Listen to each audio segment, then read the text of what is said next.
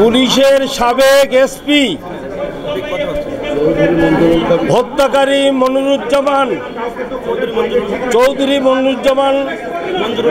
মঞ্জুরুল কবির সাতক্ষীরায় যখন দায়িত্বরত ছিল, বেআইনিভাবে নৃশংসভাবে 36 জন লোককে এখানে হত্যা করেছে। সে তার পুলিশ বাহিনী নিয়ে ব্যাপকভাবে মানবাধিকার লঙ্ঘন করেছে।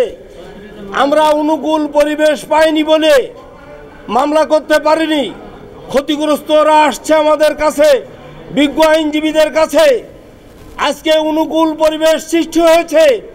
আমরা বিচারের প্রত্যাশায় আজকে এই চৌধুরী মঞ্জুরুল কবির সহ তার সহযোগীদের বিরুদ্ধে হত্যা মামলা দায়ের করেছি। সরকারের কাছে আমাদের আবেদন, অবিলম্বে মঞ্জুরুল কবির সহ এদের দোষরদের গ্রেপ্তার করা হোক। আমাদের শিবিরের তৎকালীন জেলা সভাপতি আমিনুর রহমানকে চৌধুরী মঞ্জুরুল কবির তৎকালীন এসপির নেতৃত্বে ওসি মনিরুজ্জামান সহ সকলে মিলে গুলি করে হত্যা করেছিল।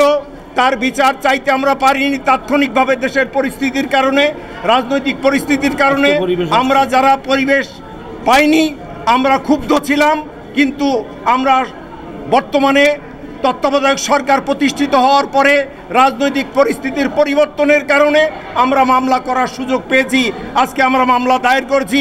বিজ্ঞ বিচারক এই মামলায় এফআইআর দিবেন মর্মে দেখে শুনে আশ্বাস দিয়েছেন।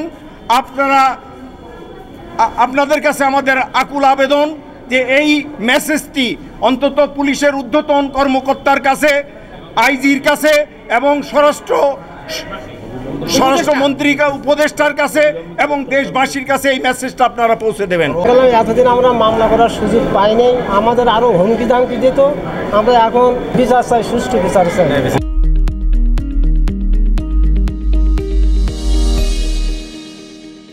মনিরুজ্জামানের নেতৃত্বে একটা টিম গিয়ে সেখানে হত্যাযজ্ঞ শুরু করে আর কি।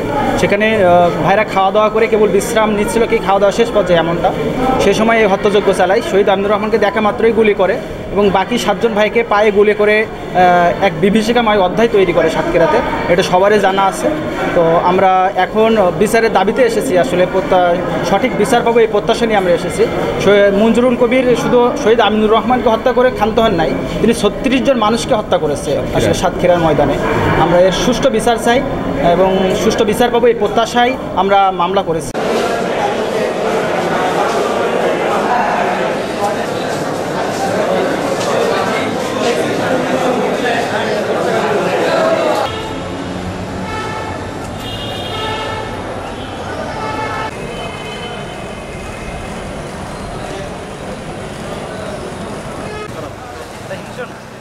ভালো